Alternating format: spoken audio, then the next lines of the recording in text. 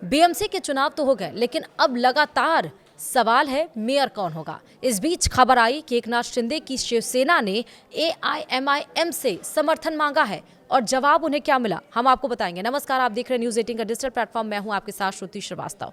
84 सीटों वाली मालेगांव महानगर पालिका में किसी एक पार्टी को बहुमत नहीं मिला है। इस्लाम पार्टी सबसे बड़ा दल बनकर उभरा है, लेकिन बहुमत से उनका गठबंधन 3 सीटें दूर है। यहां इस्लाम पार्टी ने 35 सीटें जीती हैं, सपा ने 5 सीटें जीती। दोनों को मिलाकर 40 सीटें होती हैं, जो बहुमत से 3 कम है। इस्लाम पार्टी और समाजवादी पार्टी ने मालेगांव महानगर पालिका चुनाव में गठबंधन किया था। इस बीच एआईएमआईएम के पूर्व सांसद इम्तियाज जलील ने दावा किया कि एकनाथ शिंदे की शिवसेना ने मालेगांव महानगर पालिका में सरकार बनाने के लिए उनसे समर्थन मांगा है।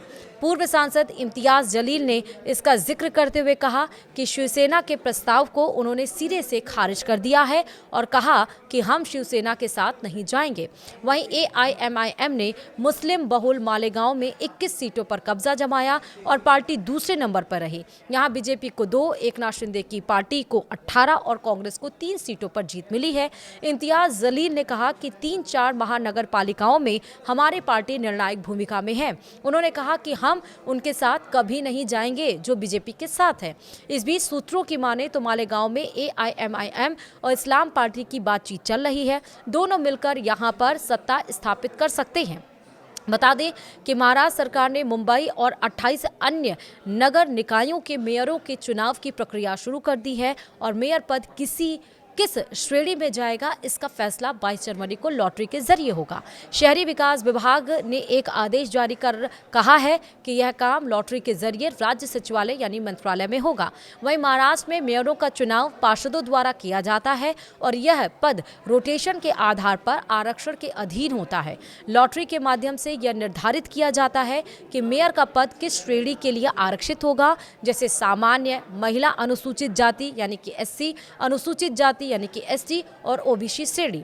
वहीं श्रेणी की घोषणा होने के बाद पात्र उम्मीदवार अपना नामांकन दाखिल करते हैं और इसके बाद नगर निकायों के निर्वाचित पार्षदों की एक विशेष बैठक में चुनाव आयोजित किया जाता है। सदन की कुल सदस्य संख्या के आधे से अधिक मत हासिल करने वाला उम्मीदवार मेयर निर्वाचित होता है।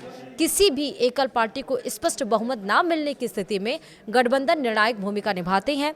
मुंबई में 15 जनवरी को हुए चुनाव में भारतीय जनता पार्टी सबसे बड़ी पार्टी बनकर उभरी है। वहीं बीजेपी ने बृहन मुंबई महानगर पालिका यानी बीएमसी की कुल 227 सीटों में से 89 सीटों पर जीत हासिल की है और करीब 30 वर्षों के बाद ठाकरे परिवार से देश के सबसे अमीर नगर निकाय का नियंत्रण छीन लिया है।